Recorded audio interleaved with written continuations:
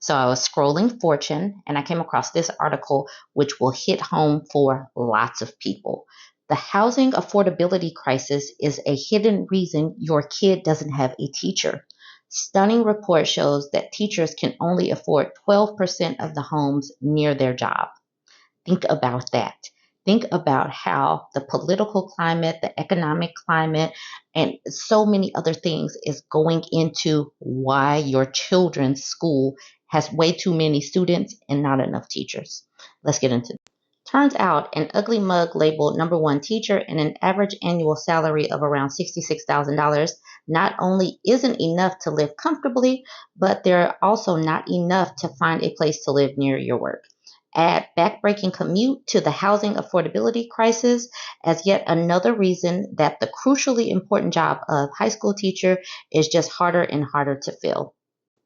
An August report from Redfin, the real estate agency and research firm, reveals a hidden truth, finding that the average teacher in America can afford only 12% of the homes near the school where they teach, and the affordability is shrinking fast, as 30% of teachers could afford nearby homes in 2019, and 17% could just last summer. That's in part due to the current cost of living, as Redfin estimates that teachers are making $3,644 less than they did 10 years ago, accounting for inflation. You may say that public and private schools are a different bag, but Redfin's methodology explicitly accounts for that, as it looked at median salaries in the 50 most populous metro areas and considered over 70,000 schools from pre-K to 12th grade, but both public and private. Educators aren't valued. Professions that are typically more female aren't valued. And it's putting a strain on teachers, it's putting a strain on your households if you have children and you expect them to go to public schools. A lack of pay and strenuous working conditions has created a teacher shortage that was worsened by the early pandemic. The problem persists years later, and the school doors start to become revolving ones as employees search for livable wages during a time of high inflation. It's become so pervasive this past year that half of the governors in the U.S. have suggested raises to better retain and recruit much needed teachers. It appears as if one of the only things both aisles can agree on is that our education system is in trouble as turnover persists amidst low wages, high political involvement, and censorship in the classroom, and widespread school pum. It's a situation that is untenable.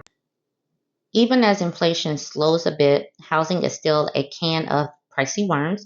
As Fortune's Lance Lambert points out, the current housing market rivals the inflation bubble conditions from 2006 for lack of affordability, with the average 30-year fixed mortgage rate hitting 7.48%, the highest level since 2000.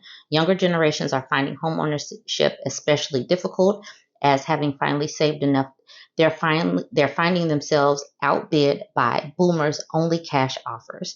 And those ones that can afford a home often depend on assistance from their parents. This current life is challenging for new adults. It's hard. And so we're going to continue to see women move out of these professions. You're going to continue to see the birth rate decline. Childcare is unaffordable and scarce. I, it, it's a bubble that's bursting all over the place. It's not just a housing bubble. There's so many bubbles that are bursting. And you have people like these multimillionaires and billionaires sitting on piles of money when there's food insecurity everywhere. Nobody is getting paid enough, and folks are just burnt out on many different fronts. It's unsustainable. And yeah, I don't know much more. I don't have much more to say on this. You guys can go ahead and weigh in. I just thought that this was an interesting article from Fortune to bring up. Teachers can't afford to live where they work. And what is that going to mean for your household and your community? Like, comment, share.